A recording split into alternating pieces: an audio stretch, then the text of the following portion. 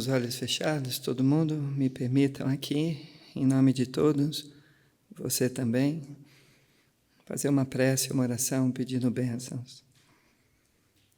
Deus Pai, Criador, vida, Mãe, Natureza, Mestres, Anjos, Espíritos de Luz e todos os nossos ancestrais, abençoai-nos em nossos esforços em preparar o corpo, a mente, o coração, a relação, para que a alma, minha alma, evolua a Ti, grande Espírito, grande mistério.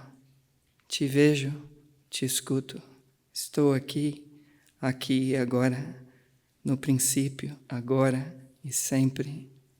Que assim seja, assim é. Satnam, sim, sim, Om.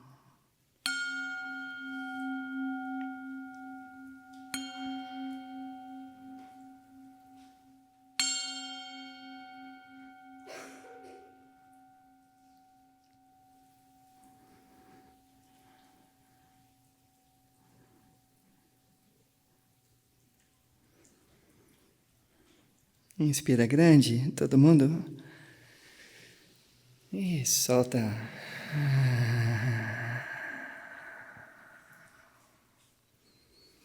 Sim, com toda tranquilidade a gente pode ir abrindo os olhos. Fica à vontade, irmão e irmã.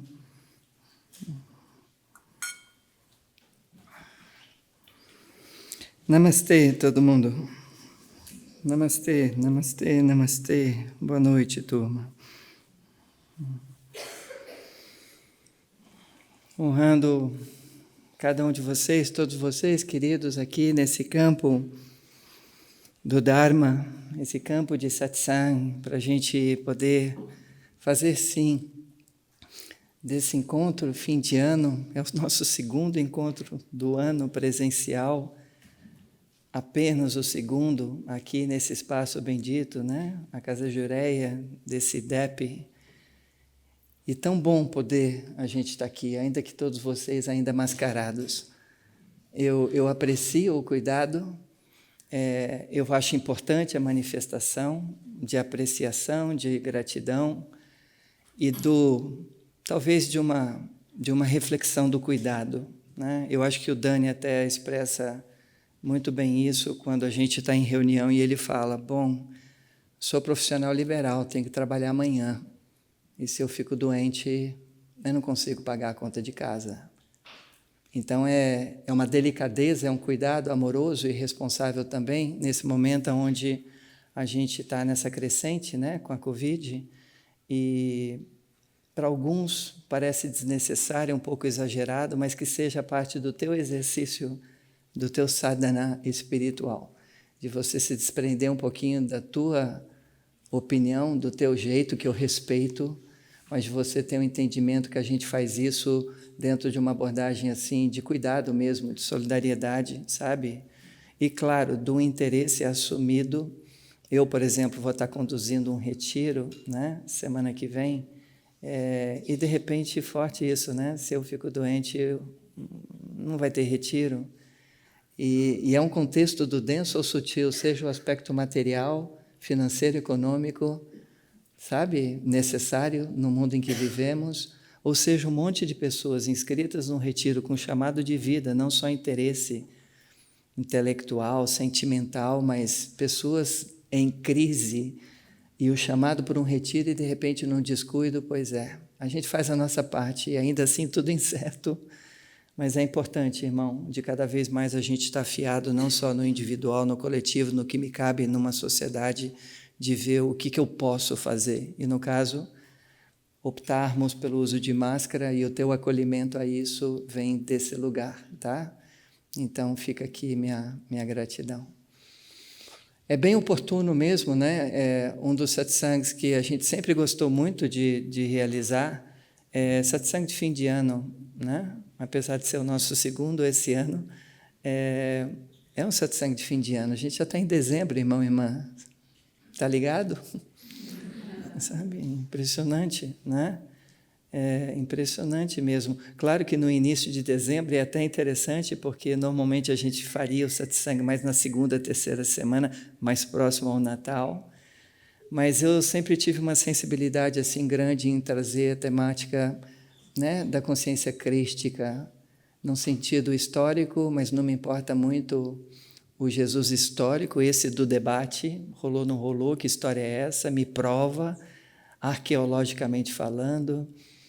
Mas a história de Jesus, que seja, sabe, regada de uma intenção mitológica também, que não diminui em nada, porque a consciência do Cristo me cabe hoje, a gente não está falando de história, tempo, 2000 anos atrás, personagem, mas o que nós, dedicados, né, à senda do yoga, do autoconhecimento, com aspirações de realização, autorrealização, o que Jesus chama, né?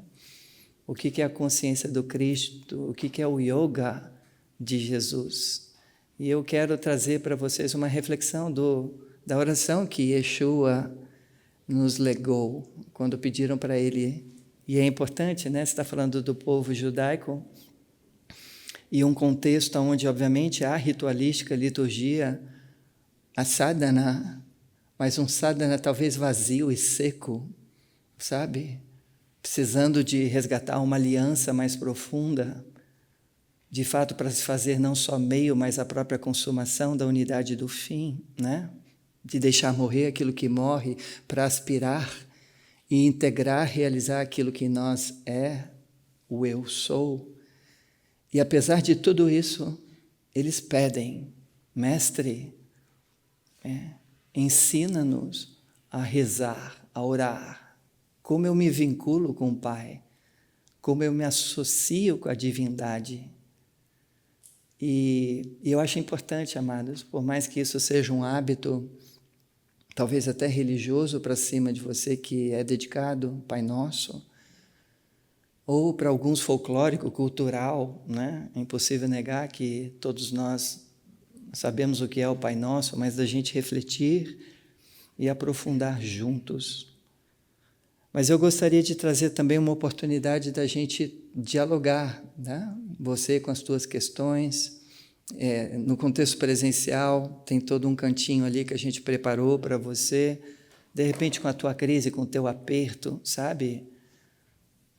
Com a tua história, talvez de um ano, de um momento arranhado. E como, irmão, você está aproveitando essa oportunidade ou não de crescer, de evoluir, sabe? Porque satsang é para isso, amados, mesmo. E bem-vindo você que está aqui por curiosidade, primeira vez, de repente achando um pouco estranho, nossa, meio escuro, né? Silêncio, como assim? Aí chega o Marco aqui, o Dani cantando, ele senta na frente de um altar, e para muitos vem um cruz credo. Né? Pois, amados, faz parte, e aí? O problema é fora ou a questão é dentro? E é importante, amados, a gente captura o ego quando a gente reconhece e assume a própria dificuldade, com o que for, irmão. No teu relacionamento amoroso com a tua esposa, com o teu marido, com os teus filhos, com os teus pais, não é o outro. O outro, como assim? O outro pode ter um drama por ele mesmo, mas é tão bacana quando, de repente, a gente amadurecendo, vai percebendo na devida sensibilidade espiritual, e o objetivo do yoga é esse, é sensibilidade espiritual, amados. Não, Marco, não é não. Patanjali diz que yoga é a cessação da agitação mental. O que tu acha que acontece quando você está livre dos vrittis, da densidade dos condicionamentos da tua mente, da compulsão de ficar identificado com a identidade? O que acontece, amados?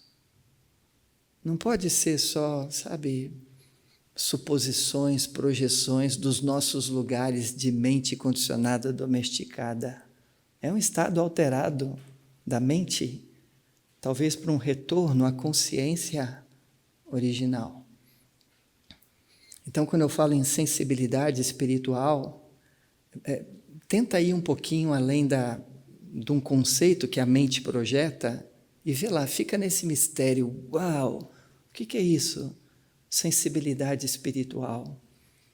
Que talvez não seja diferente mesmo de uma sensibilidade humana, no seu sentido maior. Ao invés da gente ficar sempre na história da pele, da sensualidade, por assim dizer. Não, eu estou falando de sensibilidade. E o propósito, vocês que estão aqui há algum tempo, que me acompanham e que têm jornadas de caminhos espirituais diversos, e que de repente encontram eco aqui também, é esse, amado, sabe? De abertura. É o anjo, inclusive, né? A gente tira um anjo, no caso, no início do fim de semana, que é o mensageiro, para trazer, talvez, né? Aquilo que é importante a gente lembrar. E a gente tirou para o grupo, para o coletivo, né? Para o curso agora no módulo, e também para vocês aqui em Satsang, o anjo veio, o anjo da abertura. O que vem para você enquanto abertura? Antes do Marco falar de qualquer coisa, sente no teu corpo.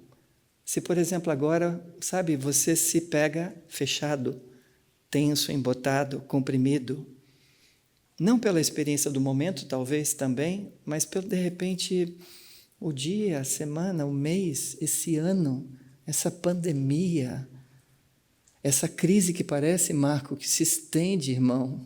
E já são o quê, irmã? 5, 10 anos de crise? E, de repente, no corpo, somatizado, percebe a ausência do quê? De abertura. Abertura, irmãos. Então, quando a gente faz essa expiração, nossa, meio que forçado, né? Para aquele que está aqui. Até meio que, às vezes vem com um suspiro, às vezes vem até com um gemido.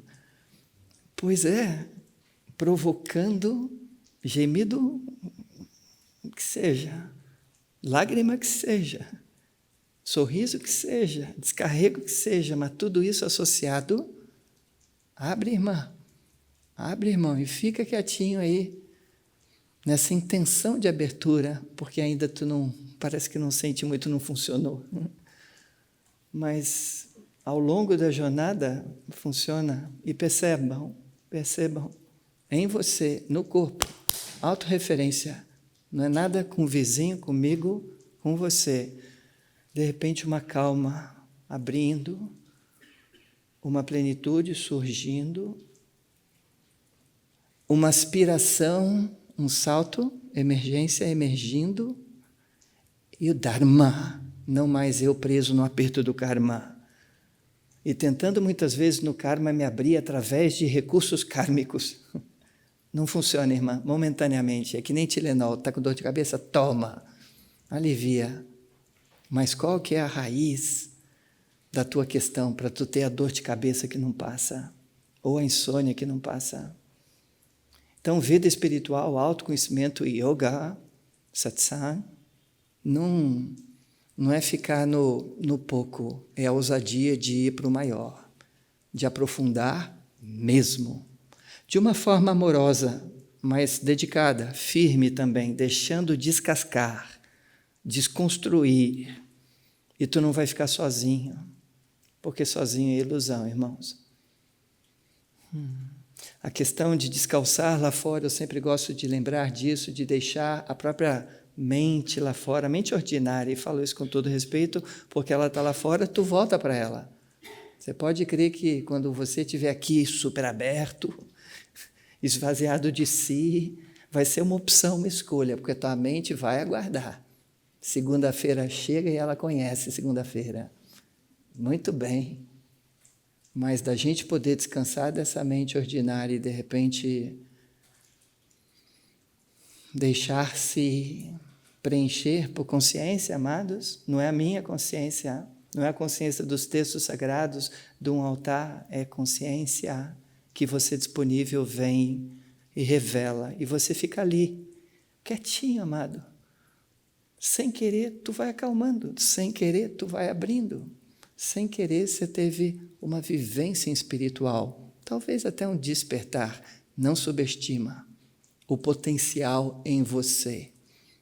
Não tem nada a ver com Marco, antes de ter a ver com você. Nesse lugar mais profundo. Isso, Sat, a realidade do ser. Sat, a raiz da palavra Satya, que reflete verdade, a verdade, obviamente, do absoluto. A gente não está falando das nossas verdades relativas. Eu tenho as minhas, você também. Mas chega num determinado momento que, depoimento pessoal, confissão, estou cansado das minhas verdades. Verdades de Marco, não aguento mais, literalmente, queridos, não aguento mais, porque me garante momentaneamente, mas eu não quero garantia momentânea. Eu quero relaxar na paz do ser, antes desse humano, com essa expressão de rosto. E é isso, é uma ousadia, irmãos, é atípico. De repente, no início, parece até conversa de louco. Pois, pouquinho sim, como não? Todos nós. Mas é muito é fina a linha entre a loucura e a realização, irmãos, com R maiúsculo. E talvez o teu momento de inadequação, de crise nesse mundo, nessa linha fina, a realização, o despertar, bater na porta, e você em crise, apertado, porque, cara, que medo de endoidar. Porque é o que os outros, dentro da minha própria casa, às vezes acham de mim. Está ficando maluco. Vai deixar de ver o jogo da Copa para ir num satsang? Pois, sim, estou exercitando o desapego. Tem tecnologia, eu vejo a reprise. Está bem gravadinho ali, pega nada. Mas tem algo que é mais importante de tudo que eu posso considerar importante. E é a minha jornada, a minha vida espiritual. A humanidade carece, irmãos, e precisa de espiritualidade. Como você, que talvez nem tenha tanto consciência disso ainda. Mas tu está aqui, hein? Tu está aqui. Que bom. Deixa eu ler primeiro um textinho que eu estava lendo agora, ali em cima. Eu acho ele tão adequado. Falando justamente isso, sabe? Dessa tendência do nosso preconceito, né? À espiritualidade, ao misticismo, à religiosidade. Tem muitos que é isso. Não, espiritual tudo bem, mas religioso não, cruz credo. Como assim, irmã? Vai ficar nesse lugar ainda? Sabe? Aí é uma confusão que é natural do mundo normótico, né? Que precisa de conceitos, que adora olhar para a história, está vendo a igreja? Está vendo que absurdo Deus? Aí é muito pouco. Na loucura do homem, sim. Na falta de clareza, de discernimento, e sim, irmãos, esse é um absurdo do homem, do ser humano, usar o nome de Deus, sabe, para ir para a guerra, matar os infiéis. E percebe o que a gente vive nesse país? Deu uma aliviada, mas, queridos, os próximos 4 anos é densidade kármica, tem muita consequência aí. E veja bem, não dos últimos 4 anos apenas, de toda a história. Então é uma ilusão a gente achar que tem um novo governo, vai mudar alguma coisa num sentido profundo kármico, daquilo que é enraizado na nossa sociedade, queridos irmãos, estrutural, condicionado. Então a gente vive numa polaridade ainda doente, não é uma dualidade sadia. Então forte, não nos iludemos com mais uma ilusão. Então que possamos consagrar o yoga mais e mais. Você que votou para um candidato que de repente ganhou as eleições, você que votou para um candidato que perdeu as eleições. Que possamos ser questionadores críticos, sabe, aos líderes desse país. Que a nossa espiritualidade realizada seja engajada, irmão, porque política é viver, sabe, é se responsabilizar socialmente, é chamar a atenção quando de repente todos aqueles projetos, sabe, e promessas ficam em vão. Então é importante, mas a gente precisa de yoga, amados.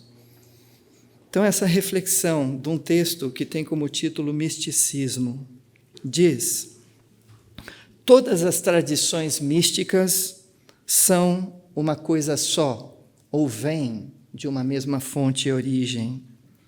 Elas são a semente de todas as manifestações religiosas.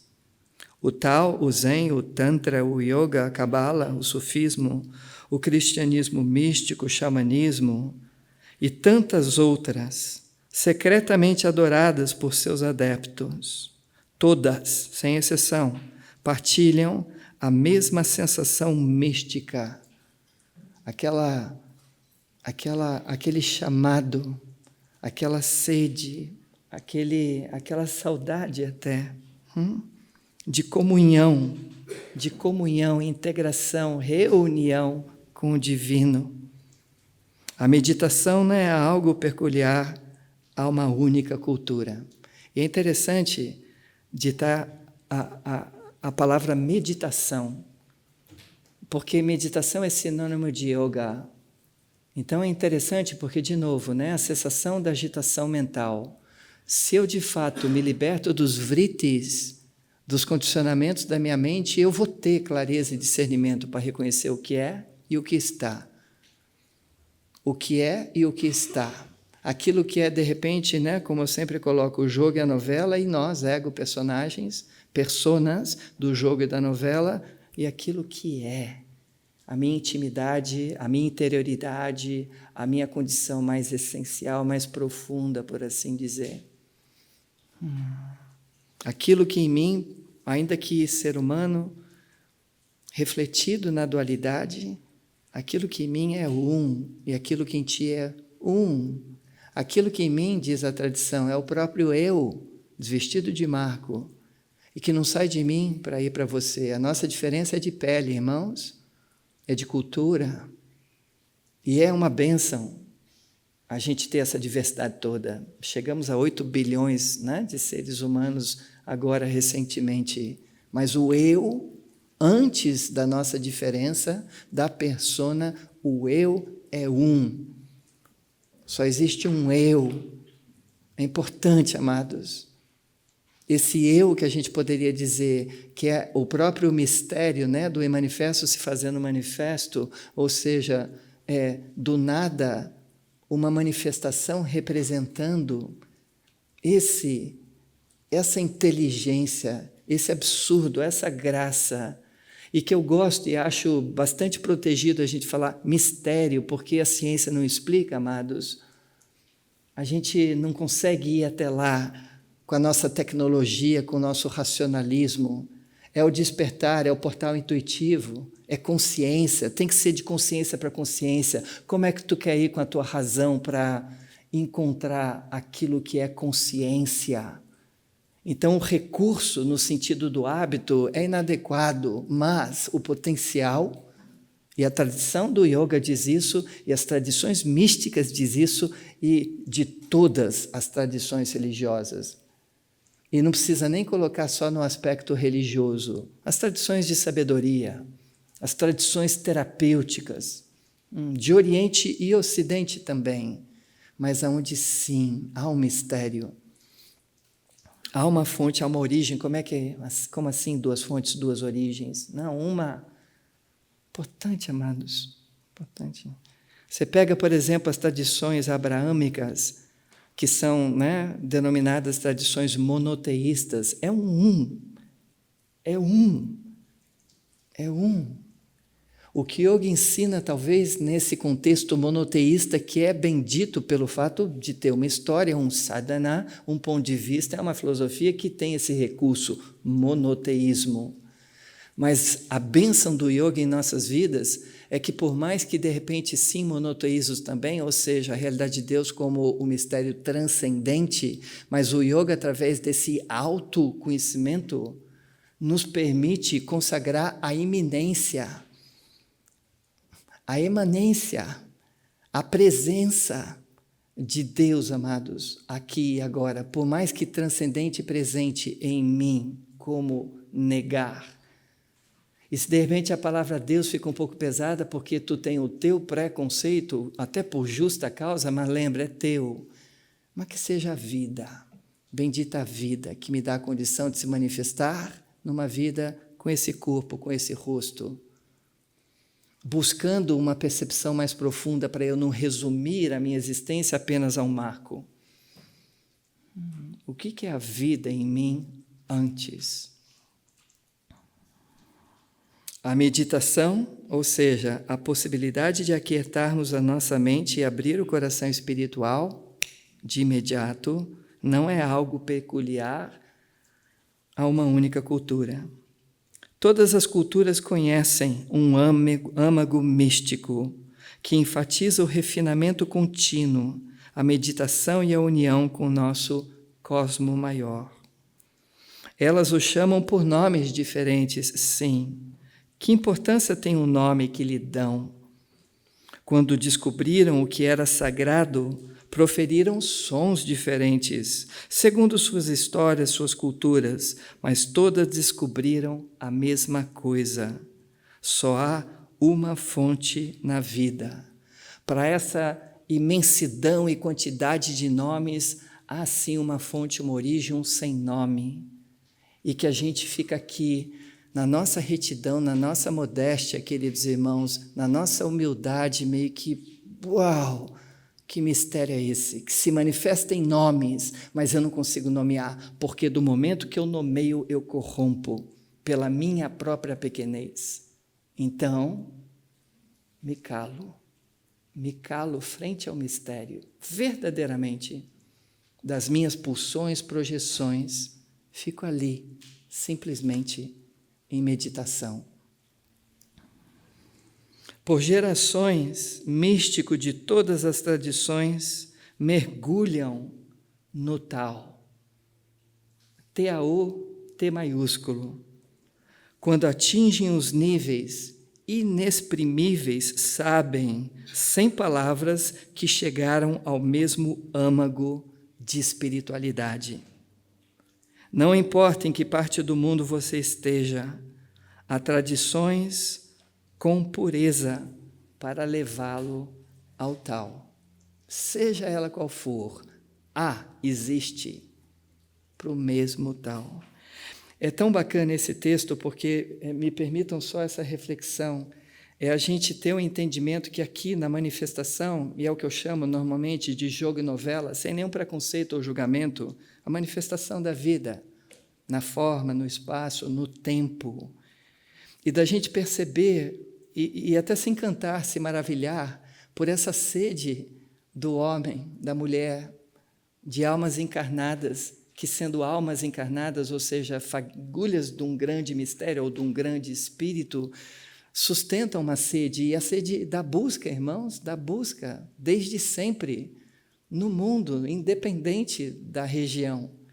E quando, de repente, a gente amadurece na condição de yoga, e é um yoga, só pode ser um yoga que nos quebra fronteiras, é tão bonito a gente ver, a gente saber, a gente ler histórias da antiguidade mesmo, do Oriente, hoje em dia recursos da gente viajar, e coisas até contemporâneas também do próprio Ocidente, e está ali o brilho nos olhos daquele irmão, daquela irmã, de uma tradição, de uma cultura totalmente diferente da sua, mas o brilho nos olhos, isso na tradição védica a gente chama de Jyoti, o brilho do ser nos olhos, sabe, daquele. É muito especial, amados. Faz igual os olhos, é encontro com encontro. Você não sabe nada da história pessoal da pessoa, mas, enfim, a aliança. E nessa realização de aliança, me permitam, não há mais a mácula, a ilusão, ou a dor, o sofrimento, a aflição da solidão que atingem tantos de nós, amados. Nesse lugar de exclusão, de não pertencimento, de inadequação, onde eu não consigo encontrar o homem da minha vida, a mulher da minha vida, ou eu não consigo encontrar minha tribo. Importante isso, e aquela compulsão pelo próprio medo, sabe, de ir para fora, para fora, para fora. Acolhe. E não é só a tua solidão, olha o que eu vou falar, acolhe o teu medo de ficar só, porque enquanto tu não encara a questão, como é que tu vai transcendê-la? Com o recurso, talvez, que o próprio yoga ou tradições voltadas ao autoconhecimento te ensinam, irmãos, que de fato, yoga é enxergar a realidade como ela é, não como você gostaria que ela fosse. Isso, você só vai ousar a enxergar a realidade como ela é inteira, com todos os seus contrastes, dentro dessa experiência dual que todos experimentamos, do momento que tu tiver com uma segurança outra. Não tem como eu, com os meus recursos, aceitar a dor, aceitar o medo. Eu fujo do medo. Mas se eu aquieto a minha mente desse marco, vrittis, condicionamento, algo em mim me dá essa força, essa ousadia, porque a alma é ousada. Algo em mim resgata uma liberdade desse medo, que na verdade em projeção nem existe, mas como é que ele está aqui encosto? Por que encosto? Traz ele junto, dá a mão, coloca o teu medo no altar, irmão e irmã, consagra, olha que forte, torna sagrado aquilo que você classifica do medo também. Ao invés da gente manipular, e essa é a visão, é a percepção, né, de polaridade na nossa própria mente, o pode, não pode, aquilo que é espiritual, aquilo que não é. Não, irmão, um altar invoca de ti a oferenda incondicional. Coloca tudo para o altar. Tudo, absolutamente tudo. Tem uma referência, me permitam trazer isso? Eu vi isso de um rabino outro dia, que ele fala, por que, ele responde, na verdade, por que os judeus ficam assim? As pessoas da Kundalini Yoga falam, porque a Kundalini está mexendo, sacudindo, já já desperta, já já verticaliza. E sim, por que não? Um ponto de vista, enfim, da Kundalini Yoga, sabe-se lá, do próprio Yoga. Mas é interessante a metáfora, a referência que ele fez, porque é muito como uma vela, mas uma vela num local cheio de vento. E o cheio de vento são os nossos pensamentos, queridos irmãos. Então, uma forma de aliviar aquele aperto é fazer isso aqui mesmo. Eu não sei se você, sem querer, já percebeu isso em você. Sabe, quando você está, de repente, nervoso, ou quando você está extasiado, quando você não se aguenta, sabe? Há um movimento para, é quase que uma sacudida. E é forte a gente ter essa referência. Então, nota que interessante, porque do momento que eu me acalmo dos ventos, né, da minha mente, uau, há uma estabilidade, o retorno a um eixo, a um centro. E, de repente, ali como uma vela, sabe? Retinha. Enquanto não, tudo bem, a vela tem tudo disso, dos ventos. Essa é uma boa forma de verificação, onde é que tu está, sabe? Com a agitação, com a vibração do teu corpo. Não só corpo físico, mas vai lá, o teu corpo emocional, querida irmã, todo instável, todo cheio, sabe? Bom, e a necessidade de yoga, para que a gente, sim, acalmando a mente, dê a estabilidade emocional, ou pelo menos um ajuste, sabe, de equilíbrio, momentâneo que seja para você lembrar de expirar, de soltar. E talvez aí, nessa soltura, encontrar o teu centro mais profundo para lidar com as tuas emoções instáveis. Podemos, queridos irmãos, ir para o Pai Nosso? E vê lá, tá? Vê lá, irmão e irmã. Fica com você, hein? Eu vou aqui me apoiar na reflexão de um dos meus professores, que eu coloco no altar, amados, chamado Jean-Yves Leloup. Diz ele, Deus não existe. E, no entanto, eu rezo para ele todos os dias. É uma provocação. Por que Deus não existe? Porque Deus é. O que existe, e é uma forma, é uma abordagem aqui, tá? várias, pluralidade de abordagens, de darshanas, de filosofias e tudo mais. Mas aqui, essa percepção de o ser, no verbo em inglês to be, ele se reflete enquanto ser e estar. O verbo to be é ser e estar. O ser é o que é. Mas enquanto está, é um ser sendo. Daí a tradução do inglês, inclusive, para Atman, é being. Então é um ser sendo. Mas o ser é o ser é, não é um gerúndio. Não é manifestação que vive ou nasce, vive e morre. O ser é origem, é fonte, é vida. Mas interessante no nosso português a gente ter o ser e o estar. Então, quando ele fala Deus não existe, é porque Deus, o eu sou, é. Eu rezo para Ele todos os dias. Essa condição minha e tua, de manifestações de filhos da vida, buscando um resgate, um retorno, uma associação. Isso é o sadhana do yoga, amados. O sadhana do yoga, ou seja, a prática de yoga, prática espiritual, irmãos, mas uma prática, sim, baseada em ciência, ciência da mente. Isso nos Yoga Sutras é muito claro, até nessa definição de Yoga Chitta Vritti Nirodha. Yoga é a cessação da agitação mental. E aí, meio que daí, o que acontece? E aí é onde as coisas, por assim dizer, se espiritualizam, ou podem se espiritualizar até de acordo com uma cultura de tradição védica. A cultura da Índia é uma cultura bastante religiosa. Mas é bacana porque o yoga se democratiza com Patanjali nesse sentido de, cessação da agitação mental. Pão. E aí é quase que pratica, vê lá o que acontece.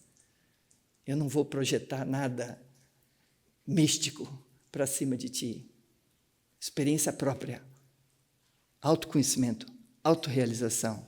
Sadhana, swadhyaya. Diz ele, todos os dias eu renovo, rezando, a minha ligação, a minha relação com o desconhecido, que me faz existir como sujeito e como liberdade. Por que então não chamá-lo de Abba, Pai, ao invés de o princípio primeiro ou a causa primeira?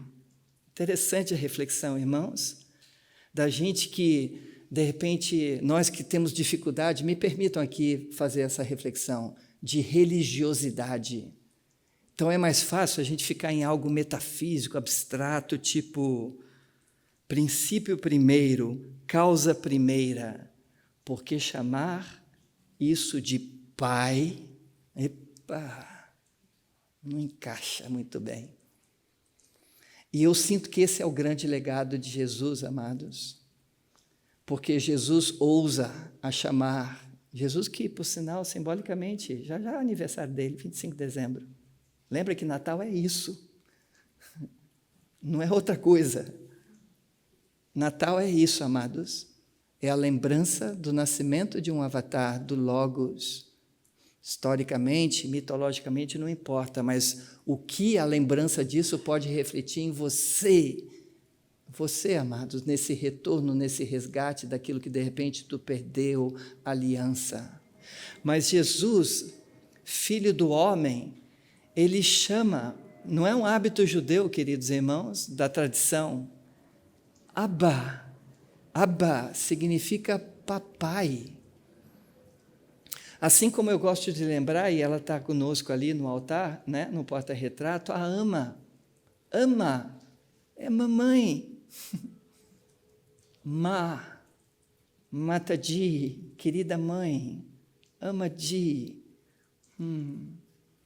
E é tão bacana da gente perceber essa nossa... Veja bem, para os intelectuais isso é muito difícil, intelectuais e adultos, na cronologia, porque como assim? Parece que, é voltar àquilo que é infantilizar você com a tua erudição. Pois é, Jesus, na consciência crística, manifestação, o próprio Logos chama pai de papai.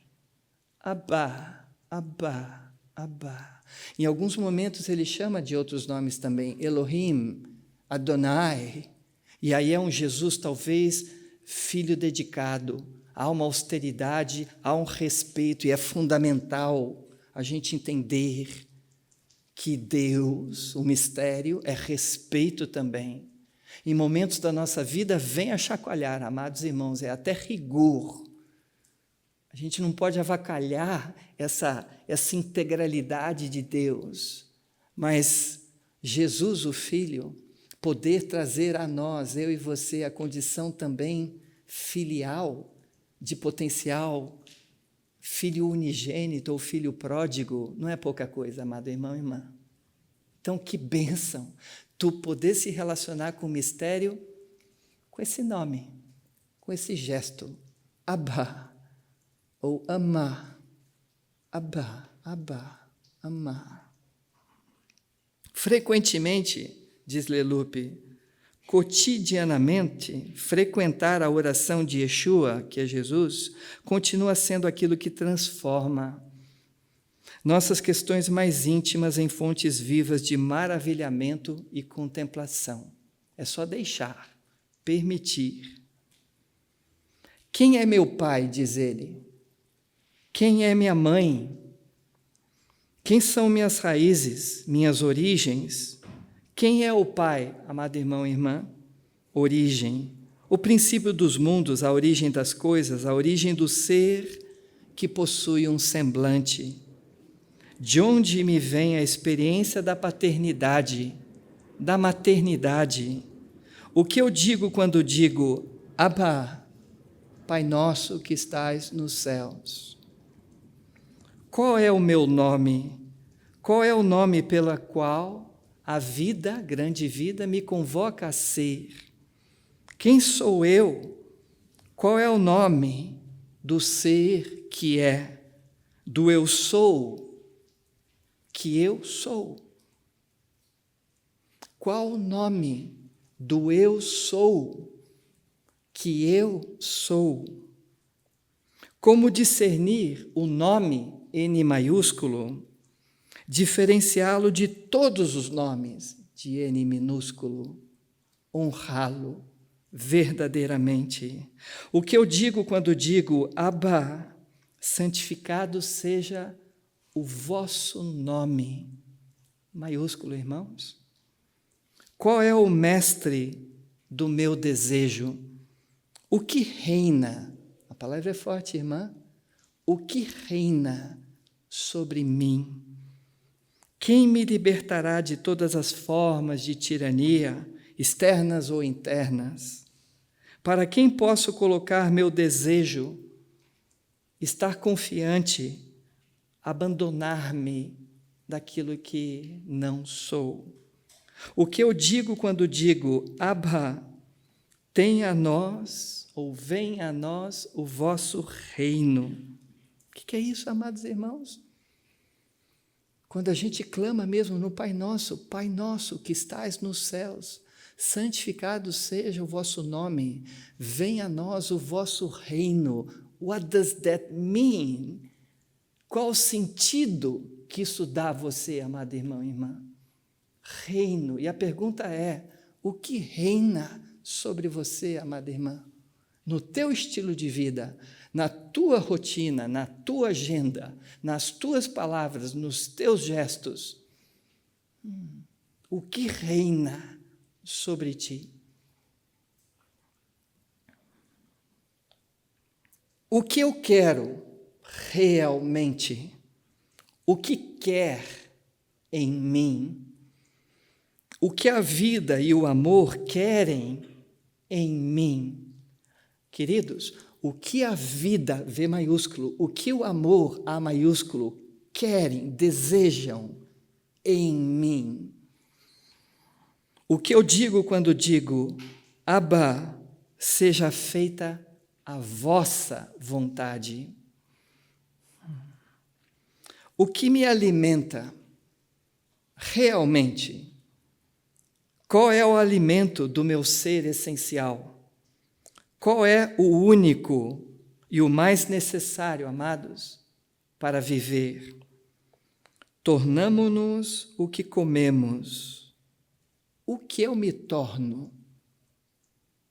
O que eu venho comendo? Qual a minha nutrição? O que eu digo quando digo, Abba, dai-nos hoje o alimento necessário, o pão de cada dia, para o corpo, para a mente, para o coração, para a relação. Acima de tudo, amados, o pão da alma. O que eu devo? O que me devem? Quais são as minhas dívidas? E os meus devedores?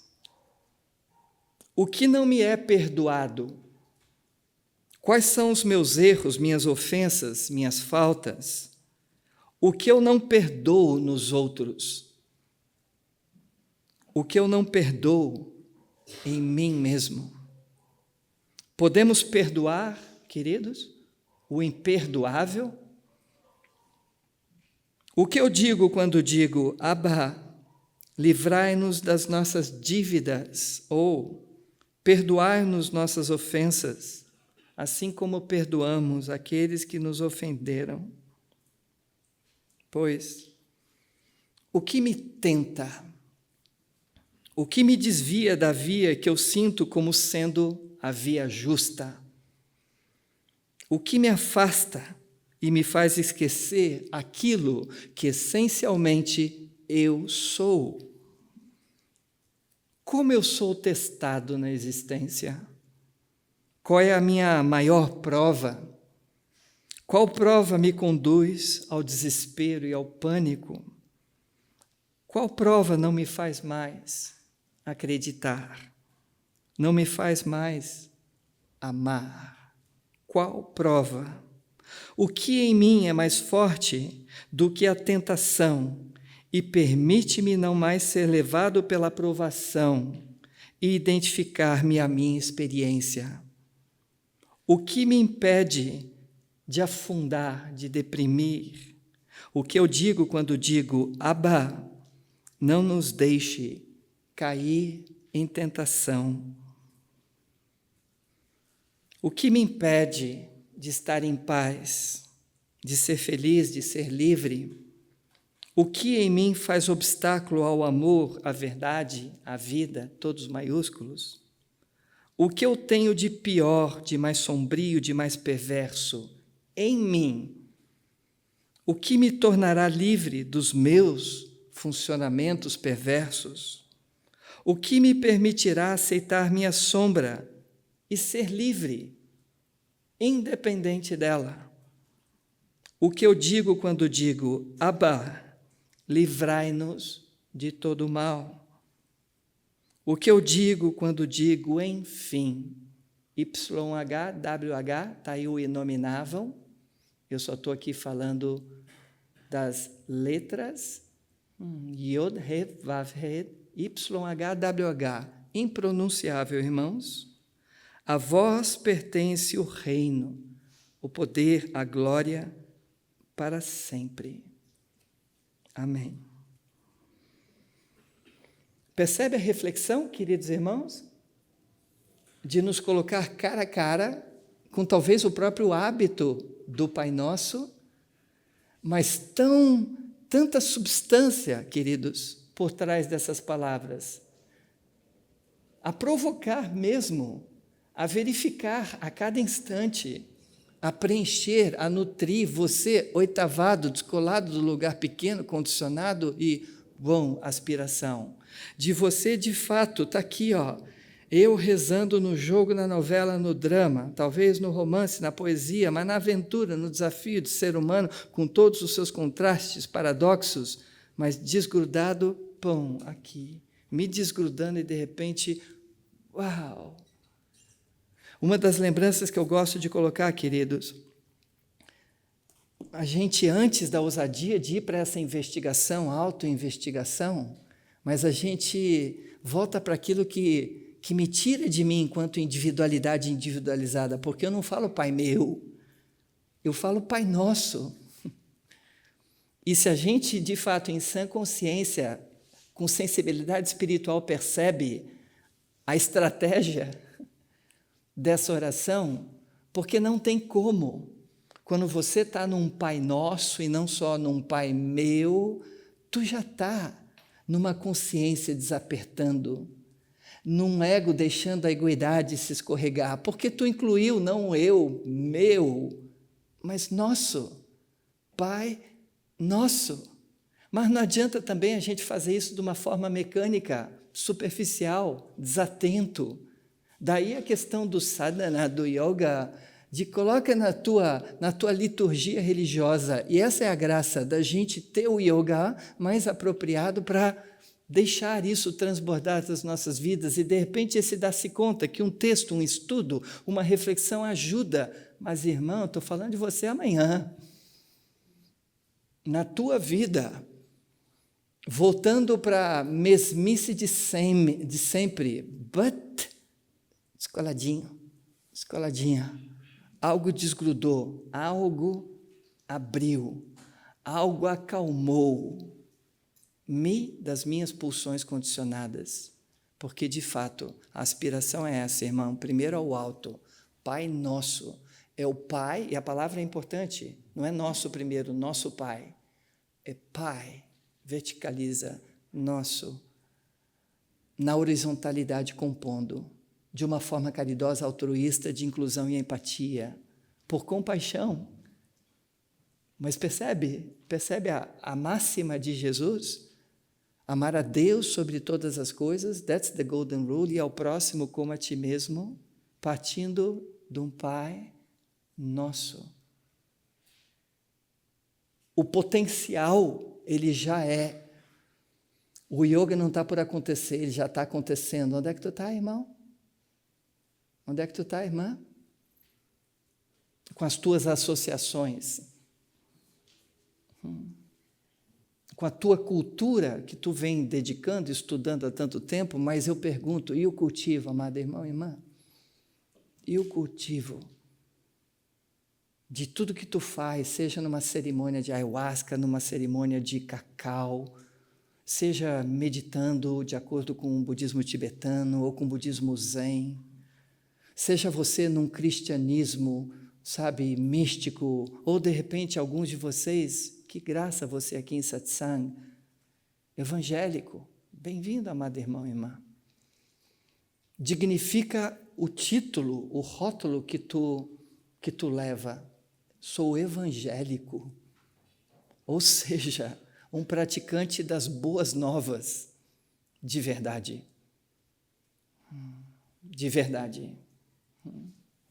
Descubro Deus em mim para poder compreender o meu cabimento, propósito de vida nesse mundo e compartilho.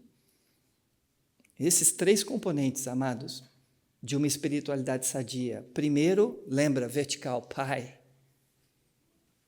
Mãe, verticaliza o potencial do mistério, a divindade, em mim, realizada, consagro. Lembra do prólogo? No princípio, o Logos, e o Logos está voltado para Deus. Essa é a educação vertical, queridos. Bom, e diz o prólogo, o Logos, não só voltado para Deus, mas o preço é esse. Enquanto manifestação, o Filho voltado ao Pai, pela graça do feminino, Espírito Santo. Essa é a trindade. O texto afirma, o Logos é Deus. Eu não estou falando de um evangelho apócrifo, eu estou falando do evangelho de João.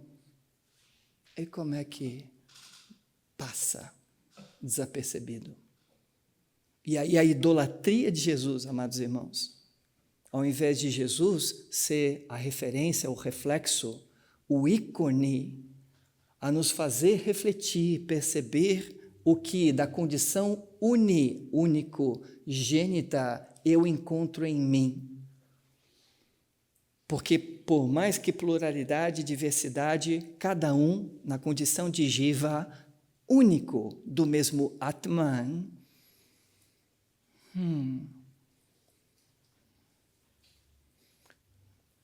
Estamos juntos, queridos irmãos, ou estou indo longe demais? É forte isso, né? Da gente da gente, talvez o que eu esteja provocando indiretamente, é a gente relativizar um pouquinho a idolatria de Jesus, para a gente poder aí sim reconhecer a consciência crística que veio através dessa alma encarnada que viveu 33 anos, historicamente falando, que foi sim crucificado e há o cabimento, isso é o reflexo do sacro ofício, do karma que coube a ele, mas no karma consagrou o yoga e o Dharma se fez. Isso, o legado de Jesus é a ressurreição. Isso é a aspiração dharmica. A Bhagavad Gita aponta para isso, amados. É a consagração do Dharma através de um karma, até no caso da Gita, bélico, porque tu sabe que é um contexto de guerra. Através do yoga, meio à consumação de um fim. Uau! O karma é aparente, o karma é manifestação, o karma faz parte da experiência no tempo, mas há algo fora do tempo. E que, por incrível que pareça, nós, seres humanos, podemos contactar. E eu não estou falando de você tomar a baga, beber o chá. It's about a natural high. Você pode tomar o chá para ter um despertar momentâneo e, de repente, num flash, ver que a vida não é o que tu achava que ela era, com certeza. A iguidade desgrudou e, de repente, num estado alterado de consciência, tu viu tudo.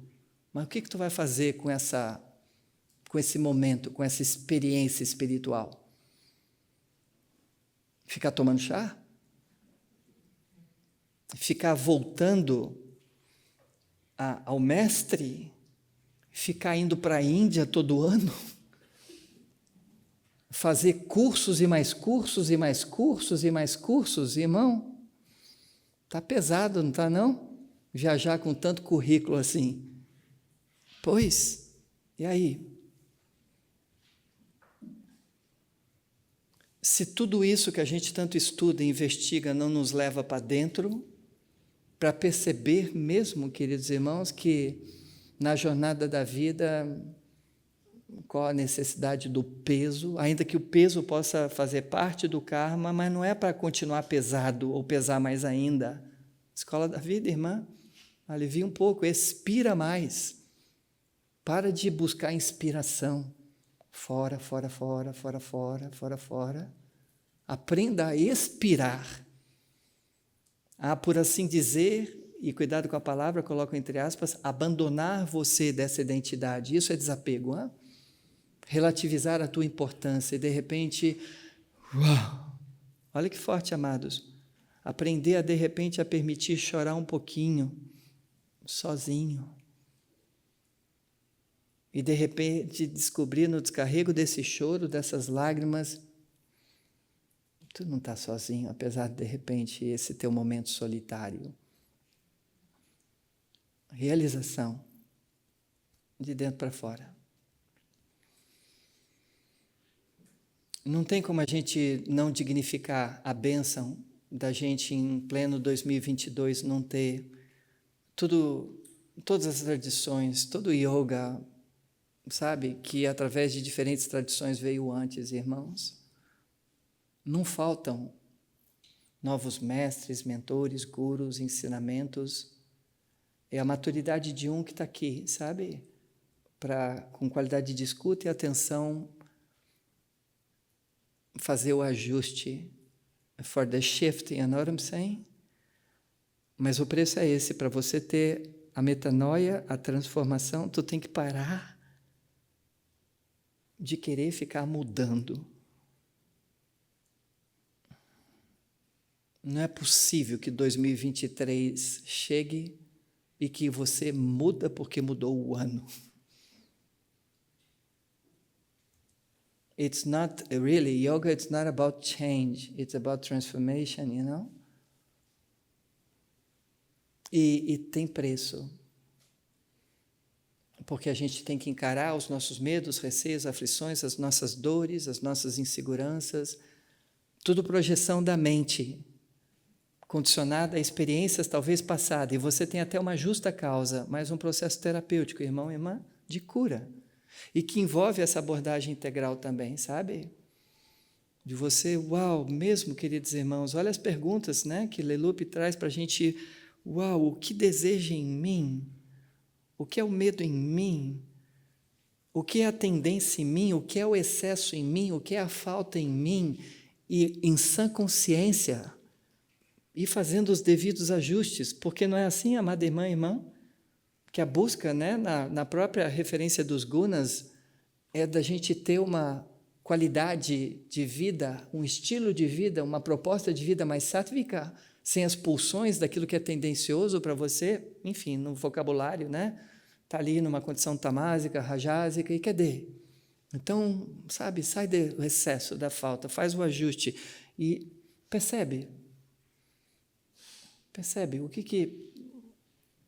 qual que é a próxima decisão, qual que é o próximo investimento, para onde tu vai viajar, com quem que tu vai se associar nesse fim de ano, qual é o teu próximo investimento enquanto o teu estudo, a tua prática, enquanto, né, curso, evento ou o que for, qual que é a tua próxima viagem? E assim, sem julgamento, mas só trazendo uma provocação amorosa para a gente perceber, cara, que coisa, porque obviamente se eu gravitar para as minhas tendências, no caso, meu caso do Marco, eu sempre vou alimentar um desequilíbrio e não aproveitar de uma consciência a me dar criticamente o discernimento em sair dessa instabilidade esquizofrênica até, bipolar até. Pois, amados, está aqui. Vai dizer que a consciência não está aí, irmã? Tu acha que eu estou aqui meio que te apontando o dedo, te chamando a atenção? Ou estou sim, e afirmo, chamando você à atenção, à consciência. Então não tem nenhuma projeção pessoal, tem só isso. Satsang é isso, a consciência, irmãos. A consciência. E aí a marcha. Né? Vamos lá, vamos dialogar, queridos. Alguém gostaria de sentar ali e a gente conversar? Por favor, querida irmã, fica bem à vontade. Tá? O Dani regula ali o microfone, você não precisa se preocupar, só fica bem confortável de sentar do jeito que você quiser. Tá? E eu peço, tá? Todo o silêncio, o respeito de todo mundo aqui, né? Nessa troca. Posso tirar a máscara para falar? Pode, querida, pode sim. Namastê. Namastê, amada, namastê. Meu primeiro encontro aqui pessoalmente com você. Que bênção, bem-vinda. Com vocês também, namastê. Eu queria só compartilhar, que foi tão bonito que você trouxe do Pai Nosso, e realmente é um portal tão poderoso, né, o Pai Nosso. E eu queria compartilhar como eu conheci o yoga, como eu descobri o que é yoga. Sim. E na época eu nem sabia que isso se chamava yoga. Foi uma experiência. Uhum. Então eu era bem pequenininha, vou trazer por causa da simplicidade da coisa, como ela aconteceu. Sim. Eu era bem pequenininha, eu devia ter entre 2 e 3 anos. E minha mãe, né, minha avó, de origem, assim, né, entre outras coisas, católica, né, elas começaram a me ensinar a rezar à noite, né? Então elas falavam assim, repete depois que a gente fala, né? Então eles diziam, Pai Nosso que estais no céu, e eu repetia, Pai Nosso que estais no céu, santificado seja o vosso nome, e por assim ia, né? Mas o que começou a acontecer é que cada vez que eu falava Pai Nosso que estais no céu, eu sentia um calor aqui no meu peito e uma luz azulada, uma luz azul eu sentia, que tomava conta de todo o meu corpo e enchia meu corpo assim de amor, né? De muito amor, assim, de um acolhimento, né? De muito amor.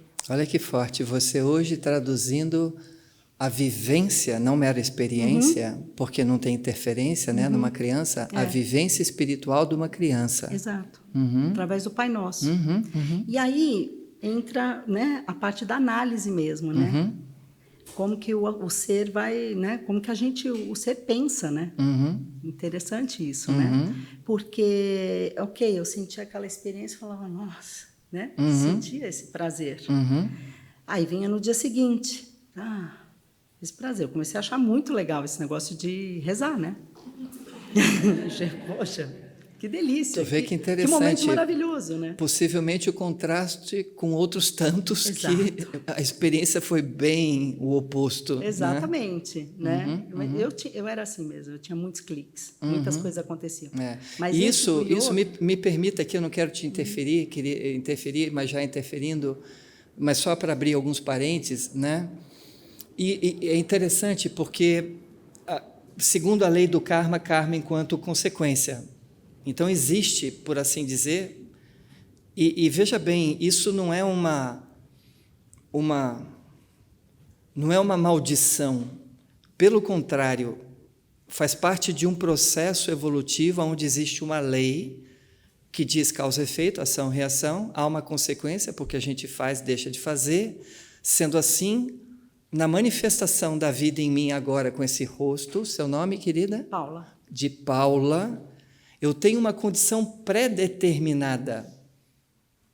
É importante, o karma, ele é pré, daí a lei, daí consequência, pré-determinado. Uhum. Então, a experiência de uma criança vai ser uma, vai ser outra. E aqui a gente não está para classificar ou para julgar, é só isso. Por que tu reagiu de um jeito e por que a irmã, de repente, reagiu de outro? E aqui a gente não está nem querendo meio que colocar ninguém em lugar algum, porque não há julgamento, mas sim uma reflexão. Segue lá. Então, e o que acabou acontecendo foi que eu comecei a juntar Lé com Cré. E aí eu pensava assim, como assim, Pai Nosso que estás no céu, se eu estou sentindo Ele aqui dentro de mim? Eu entendi o que era o céu. Eu entendi o que é o Pai Nosso. Não está lá no céu. Ou eu sou o céu. Isso aqui é o céu. Né? E aí foi indo, né? Muito bacana. Deixa bem eu pegar. Simples, né? Foi bem super simples. Não, e eu honro, irmã, o seu depoimento, porque ele é muito cabível em a gente nutrir um pouco dessa reflexão, dessa investigação. Tá? Então, vamos lá. Você hoje, Paula, porque eu até falei aqui, eu usei a falar que foi uma vivência espiritual, direta, Sim. Não uma experiência com a interferência do pensamento. Na condição de criança, óbvio que há pensamento, isso é manas. A mente, há pensamento. A mente que pensa, a mente que se apega, que resiste. E isso tudo estudado, é a ciência da mente. O yoga estuda isso, irmãos. Então, é interessante, pela inocência, não vou colocar ingenuidade, da criança, por mais que o pensamento venha, mas não existe um pensador do pensamento que vem. Sendo assim, tu ainda continua num lugar de liberdade, de espontaneidade. Percebem isso, amados? Né? E se a gente observa as crianças, é isso mesmo. Claro que tem uma condição pré-determinada, cada história é uma história. Mas hoje, quando você, recorda aquilo que aconteceu naquele agora, porque a tua vivência mística aconteceu num agora sem interferência. Como é que a Paula, sabe, com essa realização que aconteceu numa experiência passada, como é que a Paula usufrui ou não, e aí eu gostaria que você fizesse uma reflexão contigo, dessa Deus não é fora, é dentro, ou seja, é simbólico a questão do céu, e é todo o contexto, do emergir, do mais alto, do mais distante, da infinitude, isso é tudo mistério, mas você teve uma experiência não dual. Não era lá, é aqui. Não é depois, não é agora. Não é atemporal que tu experimentou. Como é que você se relaciona? E se você, minha pergunta ousada, se beneficia disso hoje? Não enquanto memória, mais realidade. Sim, eu entendo que esse céu é espaço. É vácuo. É o nada, é o vazio, é o tudo. Ou seja, olha, então, eu vou usar da sua história, eu não estou querendo projetar nada, tá? Mas usar dessa tua expressão. Olha só, queridos, então, uma irmã, criança, dentro de um contexto de influência católica, fala agora de espaço, de vazio. Sendo assim, você já teve algum encontro, no caso, com o budismo? Então. Mas eu tive experiência antes de conhecer o budismo. Então. Aí, num outro contexto também. Não, perfeito. E agora não é nem questão de saber, conta a tua história com o budismo, mas o que eu estou colocando é que eu imagino, tá? E, de novo, com respeito, que do momento que você encontrou o budismo, que tem a fala, o discurso, não do todo tudo, mas do vazio, do nada, que escorregou sem resistência em você, ou não? Foi um pouco diferente. Mas olha só, eu não estou aqui querendo terapeutizar, realmente é importante aqui, porque o que eu estou aqui indagando é se a Paula, ainda que a cronologia, a criança, aí depois a adolescente, a jovem, a adulta, porque é uma construção do ego, personagem, persona, Paula, todos nós, e é fundamental o desenvolvimento desse ego, porque ele é um ego sobrevivência, é um ego funcionamento no mundo do jeito que o mundo é e acontece. É fundamental um ego saudável, queridos irmãos. O problema não é o ego, é a egoidade do ego, que o faz esquecer daquilo que em vivência pura eu senti. Então, a minha colocação, e vamos despersonalizar um pouquinho da tua experiência mais pessoal, Paula, é quase que assim, que não se deixou condicionar pela construção da vida da Paula pessoa, a vivência que aconteceu no passado, na condição de criança, a inocência, que é um portal para tantas coisas. A gente fala, Jesus fala, volte a ser criança. E Nicodemos, né, chega lá, veja bem, ele é um senhor, queridos irmãos, erudito, acadêmico. Mas como assim voltar a ser criança? Como é que eu desse tamanho vou voltar para o ventre da minha mãe? Esse foi o diálogo, né? E não é isso, agora, na condição de adulto, porque a criança não tem o dar-se conta da consciência, ela simplesmente vive. Então, não há um processo evolutivo para uma criança, nem mesmo para um animal, porque não existe o dar-se conta, que é o portal de Buddhi, da tradição do yoga. Agora, se a gente, adultos, e de novo eu venho e me condiciono, me construo, e que de repente eu me perco de mim, aquela inocência original, cheia de potencial, cheio de abertura, cheio de espontaneidade, mas pela graça, agora daquilo que eu construí, egoidade, e aí o lapso, a egoidade desse ego, eu vou me libertando. E esse ego adulto, irmãos, porque, cara, olha tudo que tu investiu na vida, para dirigir um carro de volta para casa, vai esquecer de tudo isso? Esse é o vazio, ou seja, aí é uma questão patológica, mas numa condição espiritual, a gente é um detalhe, amado, é uma descolada, é uma abertura, aquela original, aquela da inocência da criança, mas agora com uma consciência apropriada. Percebem isso, queridos irmãos?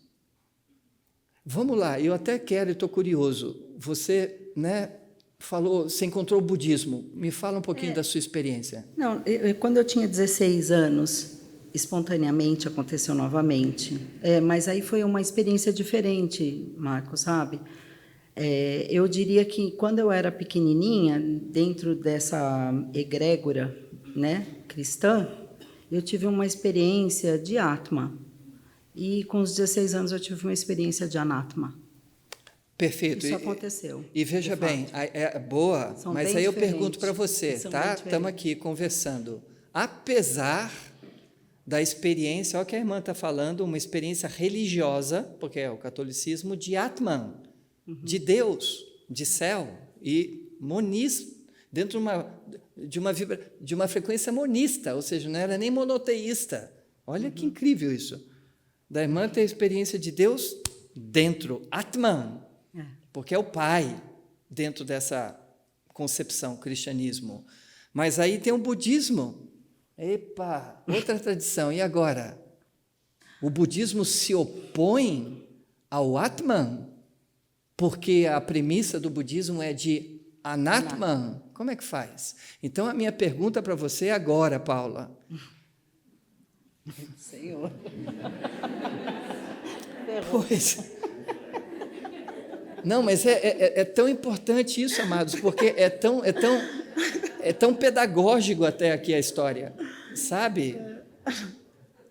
Porque a experiência de Atman, que ela traduz muito bem, porque ela, enfim, tem estudo, mas foi uma experiência espontânea, não conceitual. A experiência de Anatman, com uma jovem cabeçuda, foi de Anatman, como se de fato fossem vivências espirituais diferentes. Sim.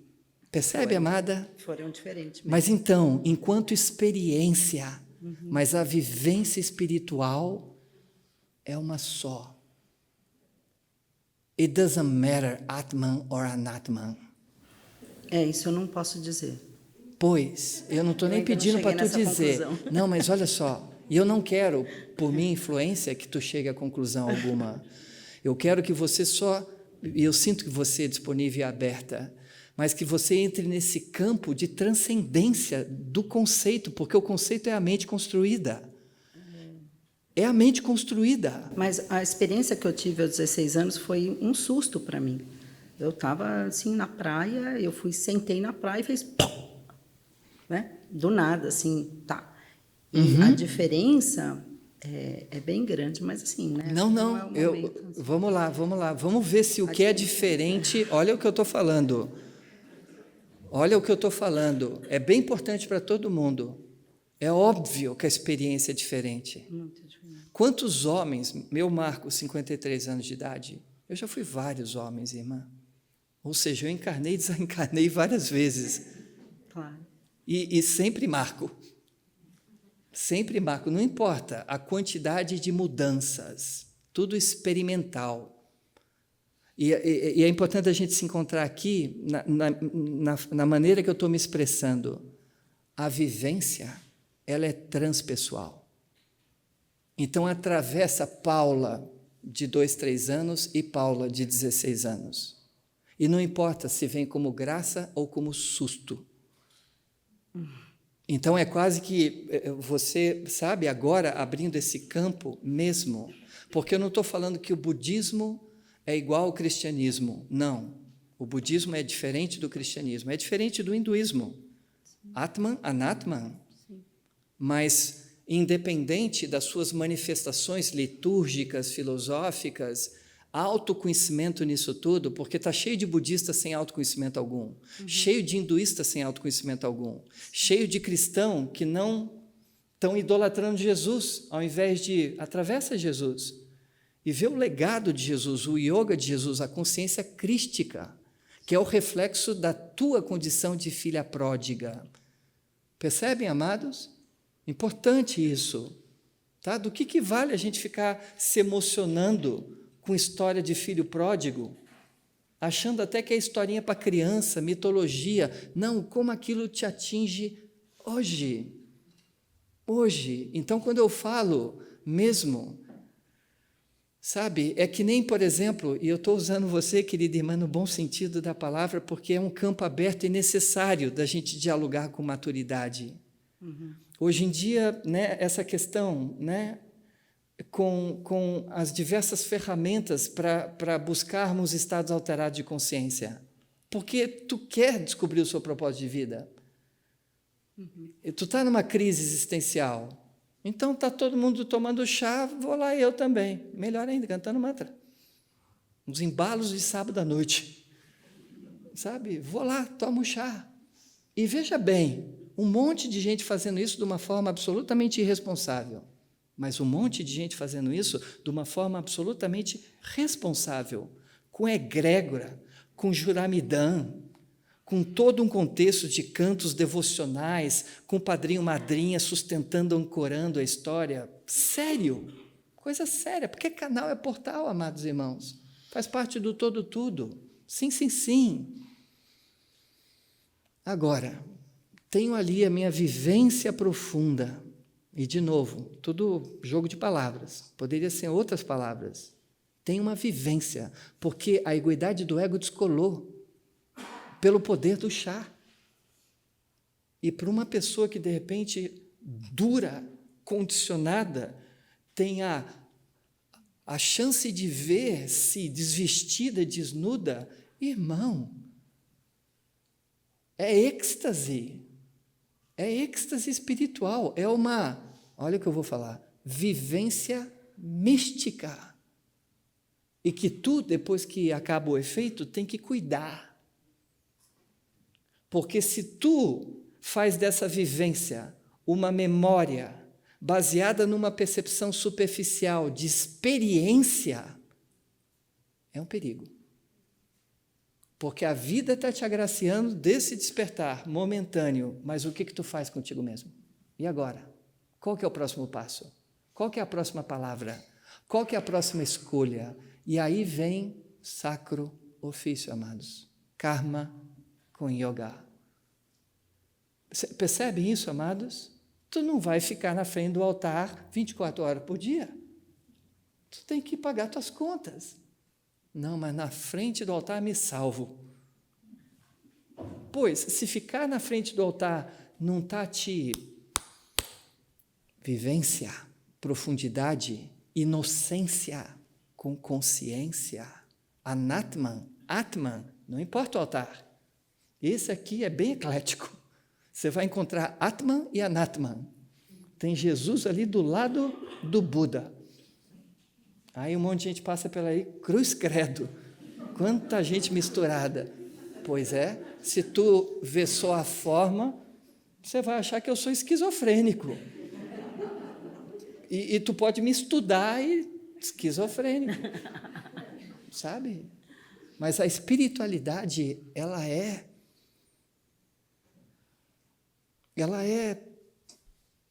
do um qualquer coisa, do um tudo.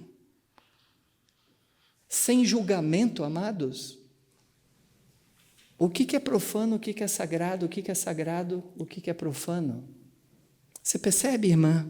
E a questão budista, me permita aqui a reflexão, para inclusive vocês, e falo isso com todo respeito, porque compõe a minha vida, mas eu gosto de imaginar Siddhartha, que deixou o legado, né, de Buda Dharma, ou seja, os ensinamentos, que naquela época, era uma época tão confusa, tão corrompida, os brahmanas eram tão fora da casinha, com aquela história exclusiva mesmo, sabe, de linhagem pré-determinada, e aí um universo de exclusão, porque, enfim, eles é que se davam bem, por assim dizer. E quando o Siddhartha veio, e ele teve a realização espiritual, ou seja, né, o Nirvana, é autêntico, porque no despertar, acolhendo a realidade do sofrimento, ou seja, de nós seres humanos e na condição temporal, nascemos, vivemos, morremos, experimentamos doença, envelhecemos, e aí veio a primeira nobre verdade, dukkha satya, a verdade do sofrimento, que a gente tem que entender o que é isso. No jogo, na novela, a verdade é do sofrimento. Não, Marco, mas minha vida está tudo muito bem, muito obrigado. Dukkha Satya é a primeira nobre verdade. Você não está falando dos sofredores no seu sentido da condição dramática. É uma realidade para o ser humano, e forte o termo, a primeira nobre verdade. Aqui, amados, simplesmente pelo fato da gente adoentar, envelhecer e morrer, sem exceção, isso é Dukkha Satya.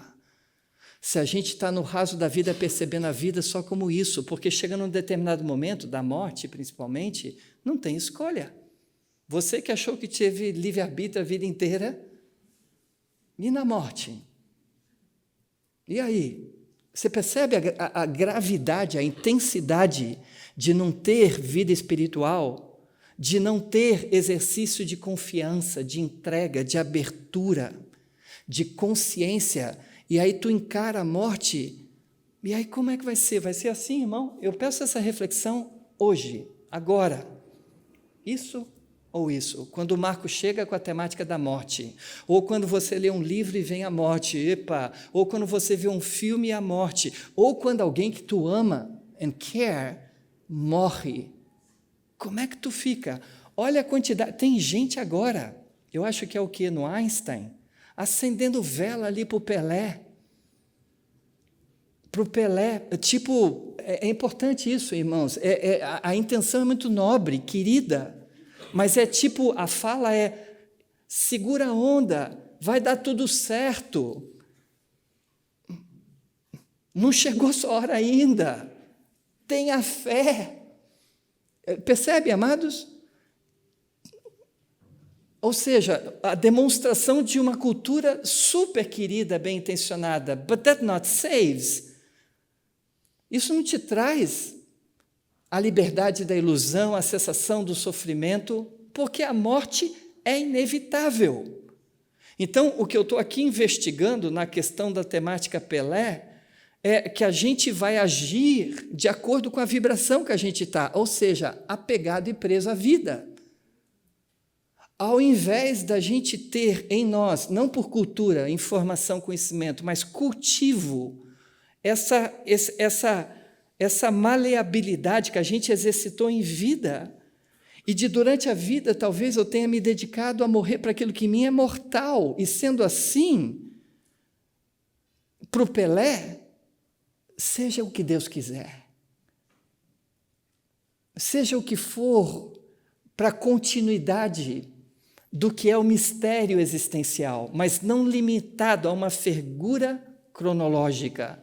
Num momento de provação, não sei se você sabe disso, mas ele está com câncer e não dá para fazer mais nada.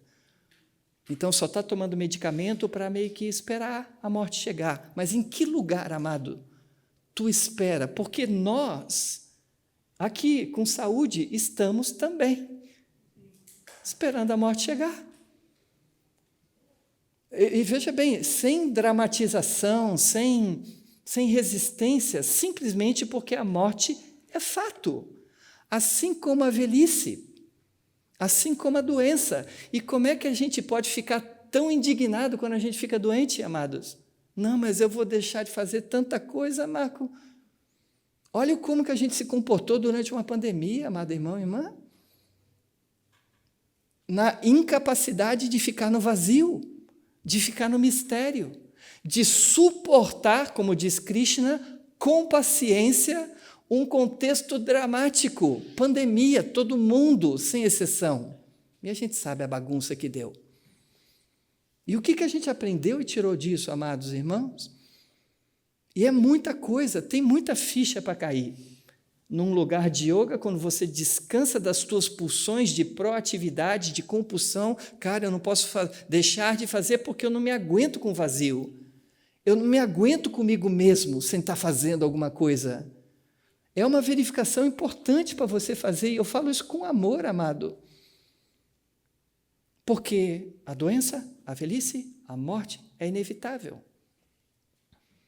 Então, essa questão, né? Eu acho isso muito bonito, e me permitam até ser um pouquinho figurativo, da gente resgatar aquilo que é a virtude da vida numa criança, que é a inocência, de fato, ou a espontaneidade. E da gente fazer uma verificação que, de fato, ao longo da vida eu fui me construindo numa pessoa cheia de história, cheia de coisa, cheio de hábitos, cheio de maneirismos, cheio de desejos, cheio de medo. Aí vem o Pai Nosso. O que é o meu desejo? Mais ainda, o que deseja em mim? Então, é uma provocação para a gente ir além das fronteiras do pessoal egóico, daí o termo transpessoal. Alarga um pouquinho, amado irmão e irmã, e vê lá quem é você, mais aberto. Mais aberto. Sair dos conceitos que a gente tem preso à dualidade. É óbvio que na dualidade, Atman é uma coisa, Anatman é outra. Mas voltando, Siddhartha, o imperialismo do Atman conceitual era tão grande e excludente que ele chegou, então tá, acabou, não tem mais Atman. Anatman. Anatman. Like in English, Atman is self, so take out the my, self. Percebem isso? Porque o self é o self, mas a gente está vestido do meu, minha, mine, myself. E esse é o perigo, amados, porque a gente aí vai viver uma vida de experiências, tentando, a intenção é boa, but who are you without you? Quem é você sem você? Sem os teus achismos, sem as tuas projeções? Como uma criança inocente que não está ainda identificada pelo nome de batismo que o Pai deu. É uma pergunta profunda. Estamos juntos, Paula, nessa reflexão? Eu acho só assim, uma coisa que eu queria colocar, eu fui entendendo ao longo da minha vida, agora, claro, tenho 52 anos já, que são meios hábeis, né? Então, assim, como é esse céu, né? E os caminhos de toda vez que eu me esqueço, né, que eu sou o céu, né? Que é céu, né? Tiro eu. Então, tem meios hábeis para isso, né? Isso, na minha concepção, é o menos importante, tá? Para mim, o mais importante é você se mover por compaixão, que é a própria compaixão que vai dizer para que lado que vai. Perfeito, mas aí eu pergunto, confiando aqui na nossa abertura e troca, Paula vive isso? 24 horas por dia, 7 dias por semana? Ou seja, você está em associação direta com aquilo que é perfeito e incondicional e absoluto em você? Não. Estou um eu, ego, né, Paula, né, e tem esse ser realizado também, né, essa mente que eu faço acesso a ela, né, mas tem um ego aqui. E esse ego se lembra como que eu devo me mover. E qual é o seu sadhana para lembrar mais e esquecer menos? É justamente esse, é o ter discernimento. E como você tem discernimento? Mais do que menos? Dentro do cotidiano, assim, sabe? De forma bem simples, assim, com aquilo que vai surgindo. Perfeito. Né? E como? Dentro do que vai surgindo aqui agora. É bem importante, porque isso é simbólico, amados. E eu não estou aqui querendo te limitar a sadhana, sabe? Prática, né? O que tu faz, né? Nesse sentido. Mas o que eu quero chegar é nesse lugar, e aqui, queridos, para a nossa cultura, bastante complexo. Porque eu diria para você que se a gente não tem uma verificação constante, não através de uma atenção, eu te chamando a atenção, mas resgata a atenção em você, aquilo que é consciência em você, a atenção plena em você. Mas por mais que você se esforce, eu enquanto Marco, você enquanto Paula, é ainda um contexto de mortalidade, de insuficiência, de incapacidade. É nesse contexto que eu quero te provocar. Então, esse processo de desconstrução que o yoga ensina, ele é baseado naquilo que a gente chama de renúncia, amados.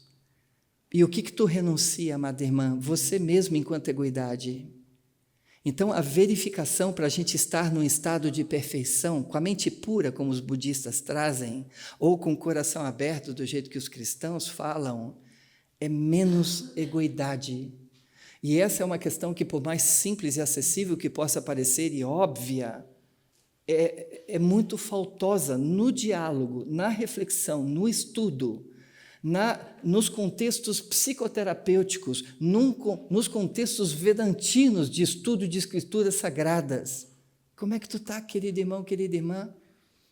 Na atenção plena, na verificação, na bendita desconfiança com você mesmo enquanto pulsão. Eu, no caso, enquanto Marco. Irmã, no caso, enquanto Paula. E fora de um contexto só habitual de ser uma pessoa do bem, bem intencionada. Eu não estou falando disso não, amados irmãos. Eu estou falando de você cada vez mais afiado. E como é que tu fica mais afiado? Quando há mais consciência. Quando é que há mais consciência? Não é nem tua consciência, mas a consciência em você, quando tu está menos egocêntrico. Mas eu espero que esse campo de satsang te leve a uma reflexão de, peraí, o que sou eu egocêntrico? Quando você voltar agora de volta para casa, irmão, e capturar por sã consciência você, capturei a egoidade do ego. E é por isso que eu faço essa verificação. Mas quando? Sempre. Porque a gente esquece, a gente lapsa, a gente perde. É só tomar um buzinaço agora no trânsito que acabou. E veja bem, olha o que eu vou falar. É importante, amados, tá? Porque você falou, inclusive, de discernimento. Porque discernimento não é uma capacidade da pessoa. Discernimento é uma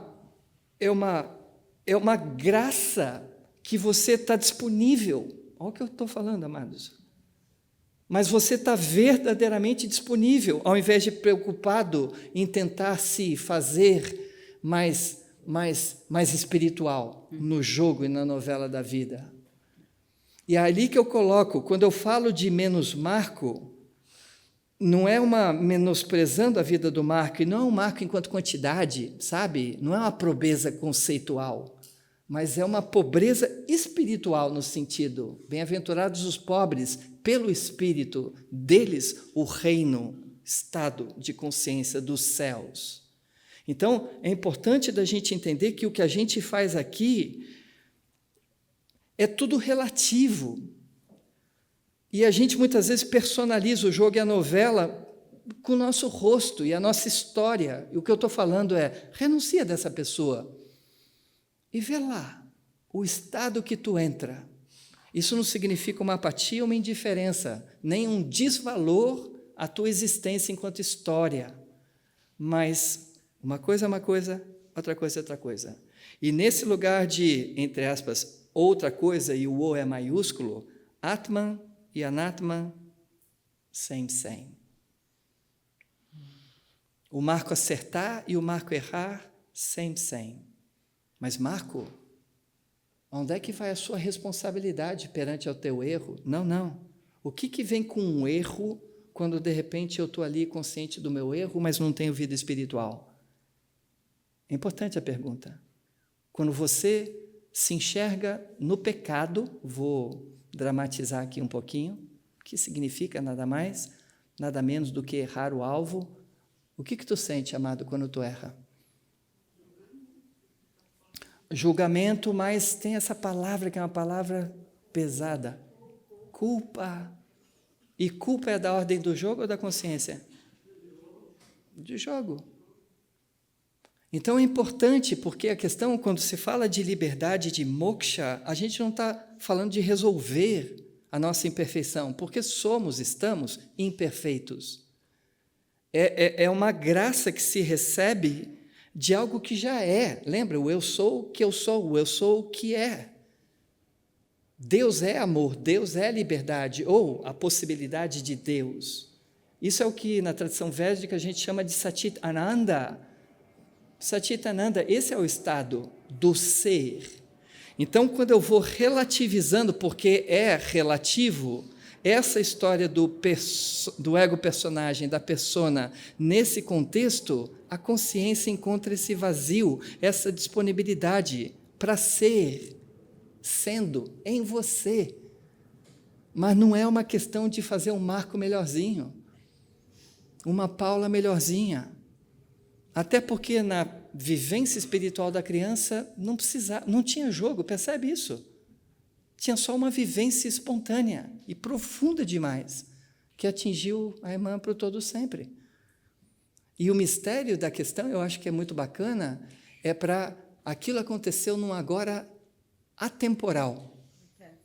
E a nossa tendência, não estou falando de ti, Paula, pode ser, pode não ser, é do agora ser bastante temporal. Passado, presente, futuro. Isso é o tempo. E a mente funciona, existe no tempo. Quando a gente fala de um agora temporal, ou seja, você está aqui na escuta com o Marco, não ouvindo, mas escutando, antes do pensamento chegar, insight, intuição. Eu sinto. Quando o pensamento chega, acredito, não acredito, concordo, não concordo, está louco, está iluminado, e a loucura toda, irmão.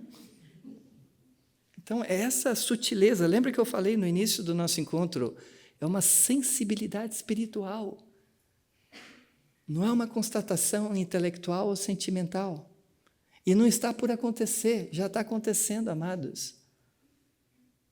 A gente está aqui num domingo à noite, não é o último dia da semana, é o primeiro, mas é dia, e nós, cansados, mas apesar do seu cansaço, eu confio que tu está aqui, porque o teu organismo, você é persona cansado, e é natural, e eu honro você aqui.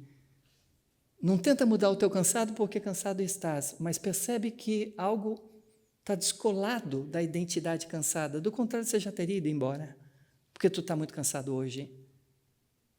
Então, é essa sutileza, é isso que se descola, se desgruda, e de repente a gente, uau, sabe, estou aqui, ó, e eu falo, fica marinando, deixa aqui, não fala nada, não faz nada com isso, nem tenta lembrar disso, porque isso é. A prática aqui é tentar lembrar. Mas tem vários de nós que passam a vida nesse exercício. Tenta lembrar, esquece não. Ao invés de repente, deixa descolar. Lembrar do quê?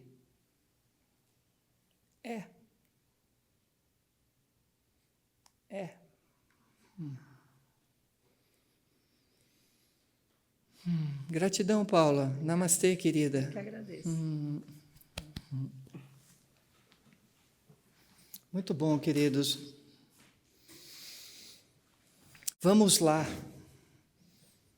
seguir com a nossa senda. Vamos cantar um pouquinho? Sim? Deixar marinar tudo isso, né? Cuidar para isso não ficar preso aqui, sabe? O canto ajuda a baixar um pouquinho para cá, hein? Confiando que uma mente quieta, automaticamente o coração abre. Não é o coração de sentimento, é o coração espiritual, amados irmãos. E a gente experimenta, vivencia ele na bendita quietude. Esse é o cabimento do yoga, a cessação dessa agitação mental, desse imperialismo do pensador, que de alguma forma a gente criou. Descansa. Vamos fechar os olhos? Se você quiser deitar, você pode deitar também.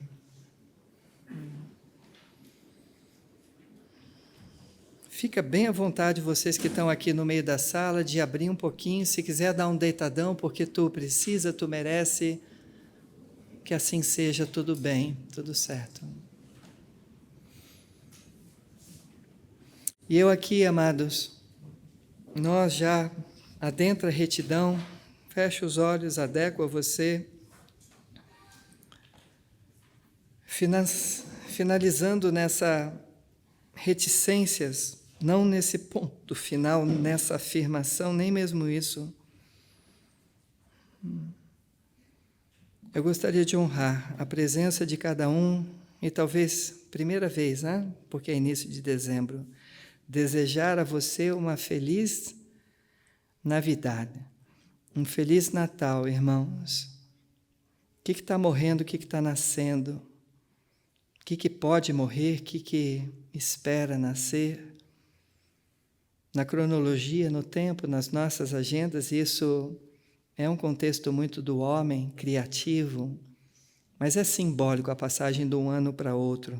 Então há uma possibilidade de descarrego mesmo, de resoluções, mas que venha tudo isso, amados, desse lugar profundo em que eu confio você está agora. E não é na forma, no espaço, no tempo.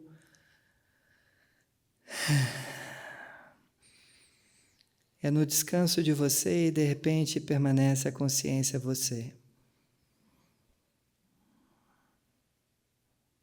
O poder do agora é a gente, quantas vezes for necessário, mas a gente ter não só a lembrança, mas mais do que isso, um dar-se conta.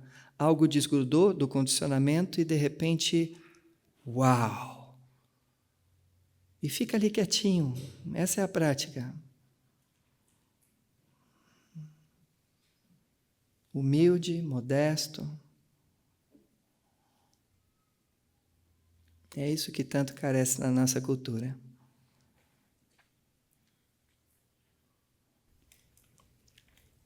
Que Deus abençoe todo mundo.